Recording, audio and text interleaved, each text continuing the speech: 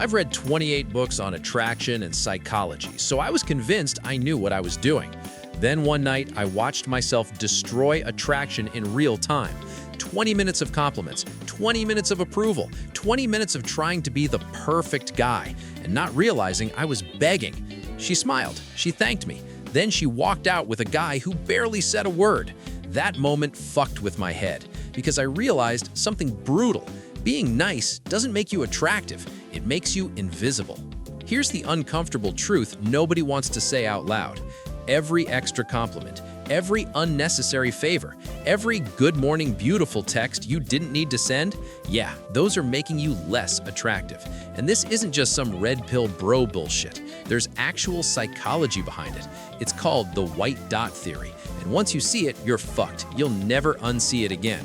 But before that, you need to understand how your own brain is quietly sabotaging you. Picture this. You meet someone you're really into, like dangerously into. Your brain immediately loses its goddamn mind. You want them to like you. So what do? You compliment them. You agree with everything they say. You reply instantly. You cancel plans to be available. You're being nice. And the fucked up part? It feels right. You were taught this shit. Your parents said, be polite. Movies tell you the nice person always wins. Society keeps screaming that kindness equals attraction. But real life doesn't give a shit about Disney logic. In real life, the nice person is usually sitting there wondering why they're always such a good friend. And it's not because people are evil or broken. It's because human psychology is wired in a very specific, very annoying way. And that's where the white dot comes in. Imagine a completely black canvas. Pure black, boring as hell. Now put one tiny white dot on it. What happens? Your eyes go straight to that dot. You can't help it. That dot is contrast, mystery, uncertainty. The black canvas, that's you being endlessly agreeable, always available, predictably nice as fuck. When you're all black, meaning people always know what you'll say, how you'll react, and that you'll always be there, there's nothing for their brain to latch onto.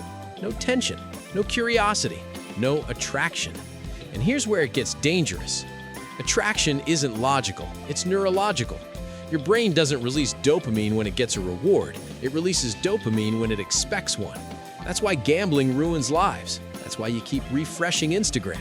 That's why people obsess over someone who's warm one day and distant the next.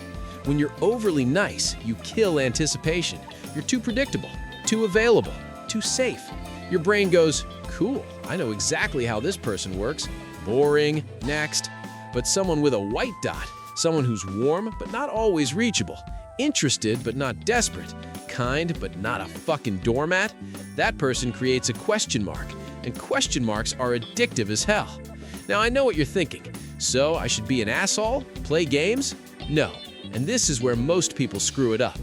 Being a jerk is just another kind of predictable. That's not mysterious, that's exhausting. That's just white dots with no substance. The white dot is about contrast, not cruelty. It's about having standards, opinions, a spine. It's about not deleting your entire personality just because you're attracted to someone. Here's what this actually looks like in real life. You compliment, but not constantly. When you do, it's specific, rare, and real, not needy validation vomit.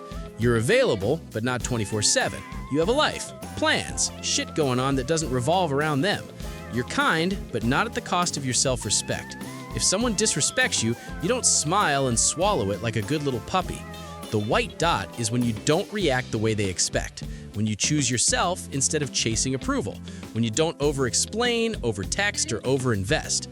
And that does something powerful. Suddenly, you're not a sure thing. You're not predictable. You're not background noise. People start texting you first. They invest effort. They wonder what you're doing when you're not around. Not because you manipulated them, but because you stopped erasing yourself to make room for them. And here's the part most people miss. This works because it's real. The most attractive version of you isn't the one begging to be liked. It's the one who's genuinely okay with not being liked by everyone. Remember me from the beginning? 20 minutes of compliments, zero attraction.